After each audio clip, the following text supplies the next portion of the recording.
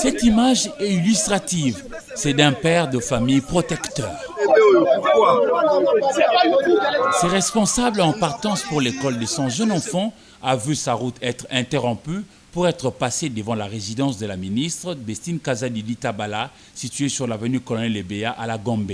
Ces policiers commis à la garde de ce membre du gouvernement central ont estimé que monsieur a enfreint la loi en voulant garer devant cette résidence.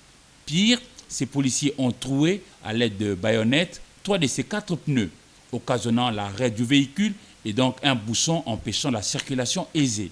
Témoin de l'événement, la population est montée au créneau pour dénoncer l'excès du pouvoir de ces policiers extraordinaires.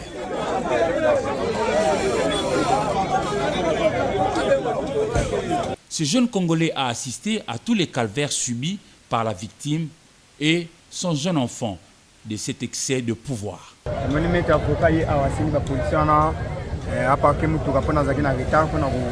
Ce maître avocat a sollicité auprès des policiers pour garer et vite aller déposer son fils à Fatima. Mais eux l'ont mal pris et ont commencé à les battre. Ensuite, ils ont détruit ses pneus. Aussi, cet autre passant qui atteste que ce parent d'élève de la maternelle n'était nullement en faute. Il évitait les bouchons. L'un des policiers l'a giflé et l'autre a sorti son arme pour menacer alors qu'il n'était pas en tort.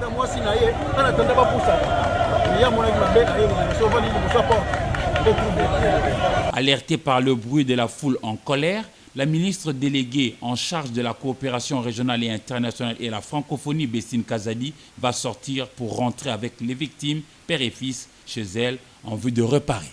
Entre-temps, les éléments de tous les services spéciaux venaient les uns après les autres pour ouvrir l'enquête et trouver la solution. Ce récit n'est qu'un cas parmi 36 des abus de policiers commis à la garde des autorités RD congolaises. Policiers qui ternissent l'image de tout un corps. Affaire à suivre.